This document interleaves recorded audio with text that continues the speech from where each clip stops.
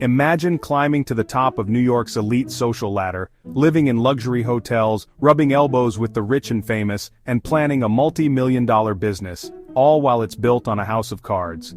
That's exactly what Anna Sorokin, better known as Anna Delvey, pulled off in one of the most audacious scams of modern times.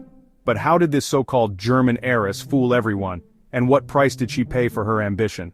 Stay tuned as we unravel the jaw-dropping story of deception, ambition, and the high price of pretending to be rich. Anna's early years in Domodedovo were unremarkable, but they played a significant role in shaping her desire to escape mediocrity. Her family's modest lifestyle in Russia, followed by the relatively middle-class life they established in Germany, stood in stark contrast to the glamorous world Anna would later aspire to join. In Germany, Anna's classmates often mocked her for being different, calling her eccentric and stuck up. This social alienation might have fueled her ambition to create a new identity where she could finally belong. And not just belong, but dominate. In high school, Anna developed an interest in fashion and luxury, fueled by fashion magazines and blogs that showcased the lives of celebrities and designers. Despite her average academic performance, she began cultivating a sense of taste and discernment, choosing to emulate the sophisticated lifestyle she admired. Her later move to London, and brief time at Central St. Martin's, gave her a glimpse into the exclusive fashion world. Though she left the program after a year, this exposure helped her refine her aspirations and laid the foundation for her eventual reinvention as Anna Delvey. The transformation from Anna Sorokin to Anna Delvey was not a single event, but a calculated process that unfolded over time. During her internship at Purple magazine in Paris, Anna observed how access to exclusive events and connections could open doors, even without tangible wealth. She learned that presenting oneself as important or wealthy often resulted in others believing it and acting accordingly. This realization became the cornerstone of her future cons. Her choice of the surname Delvey was strategic. It sounded aristocratic, vaguely European, and most importantly detached from her real identity. Anna avoided providing specifics about her background, claiming to be a German heiress with a trust fund worth $60 million. This vagueness worked in her favor. People rarely questioned her story because they didn't want to appear rude or uninformed. By crafting an enigmatic backstory and surrounding herself with symbols of wealth, Anna created a persona that was hard to dispute. Anna's strategy to appear wealthy was a masterclass in social manipulation. She understood that people often equate visual cues with success. She focused on cultivating an image through luxurious settings, high-end fashion, and her ability to navigate elite spaces confidently. Anna's ability to project confidence, even when her actions bordered on absurd, allowed her to bypass scrutiny in environments where she was an outsider. Her time at luxury hotels like 11 Howard was particularly telling. Anna lived there for weeks, running up bills of tens of thousands of dollars without paying. When hotel staff questioned her, she deflected by blaming delayed wire transfers from her European bank. She also ingratiated herself with staff through generous tipping and personal charm, ensuring they would advocate for her. Even after she was evicted from one hotel, she would quickly move to another, repeating the same pattern. This revolving door approach to accommodations underscored her ability to exploit systemic weaknesses in how high-end businesses operate. Anna's vision for the Anna Delvey Foundation was grandiose. She targeted the Church Missions House, a historic building in Manhattan, as the future site of her exclusive arts club. The ADF was to feature multiple floors, including a luxury restaurant, bars, art installations, and private event spaces. Anna often spoke passionately about the project, convincing people that it was not only feasible but destined for success. Her detailed knowledge of art, culture, and high-end hospitality lent credibility to her plans. Anna's ability to persuade professionals to support her vision was remarkable. She hired high-profile consultants, presented convincing business plans, and even managed to secure a temporary $100,000 line of credit to cover initial expenses. Her boldness in pursuing a $22 million loan from banks and investors showcased her belief in the power of perception. However, her reliance on forged documents to prove her wealth revealed the fragility of her scheme. Despite the eventual exposure of her fraud, many who worked with her admitted that Anna's vision was compelling and might have succeeded under different circumstances.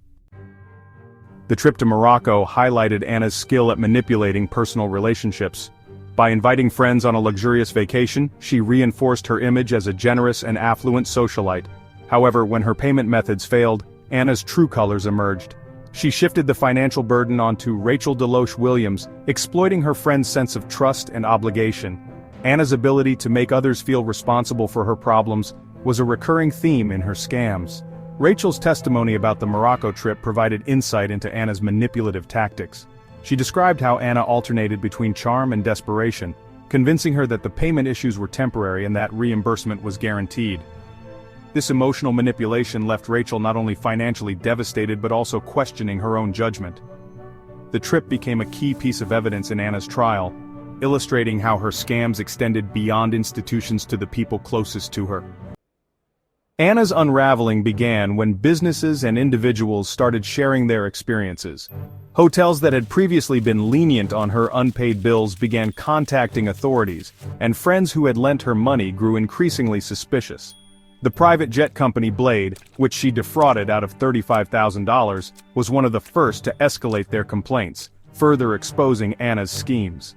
Her arrest in Malibu underscored her inability to abandon the lifestyle she had created. Despite mounting debts and legal troubles, Anna continued to live in luxury, staying at an exclusive rehab facility.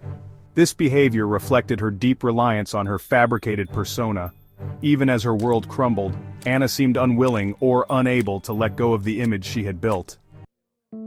Anna's trial in 2019 was a blend of high drama and courtroom proceedings. Media outlets quickly latched onto the story, drawn by the intrigue of a young woman who had conned New York's elite. Anna played into this attention by treating the trial as a performance, hiring a stylist to curate her courtroom outfits. Her insistence on wearing designer clothes, even when it delayed proceedings, became a symbol of her defiance.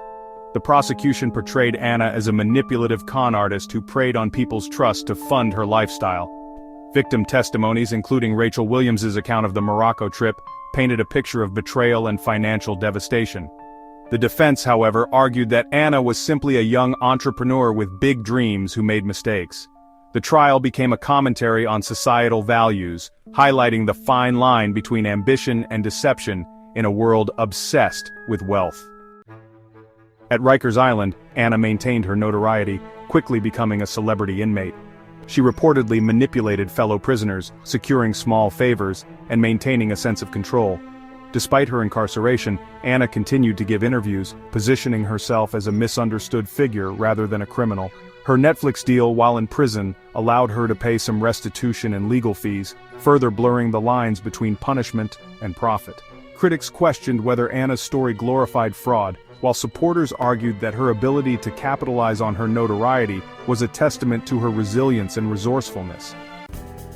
Under house arrest in New York, Anna has leveraged her fame to explore new ventures. Her art exhibition, allegedly, featured works inspired by her experiences, blending humor and self-awareness. Her NFT collection and plans for a memoir further demonstrate her ability to monetize her infamy. Anna's refusal to apologize fully for her actions has divided public opinion. While some see her as a con artist who exploited others for personal gain, others admire her audacity and view her as a symbol of ambition in a superficial world. Her story raises important questions about accountability, privilege, and the ethics of profiting from notoriety. Anna Sorokin's story resonates because it taps into universal themes of aspiration, identity, and the cost of chasing success. Her unapologetic attitude and ability to exploit societal obsessions with wealth have made her both a villain and an anti-hero. In a culture where appearances often outweigh substance, Anna's rise and fall serve as a cautionary tale, and a mirror for the values we prioritize. Anna's narrative continues to evolve, leaving open the question of whether she will rebuild her life honestly or remain a figure defined by controversy. Her story forces us to confront uncomfortable truths about ambition, morality, and the allure of deception. Anna Sorokin's story is one that blurs the lines between ambition and deception, inspiring both fascination and outrage. Her rise and fall reveal much about our society's obsession with wealth and status, and how far someone can go with nothing more than confidence and charisma. But Anna's tale also leaves us asking, was she a master manipulator, or simply a product of a world where appearances mean everything? Let me know what you think in the comments below, hero or villain. And if you enjoyed this deep dive, don't forget to like, subscribe, and hit the bell for more stories that challenge the way we see ambition, morality, and success. See you in the next one.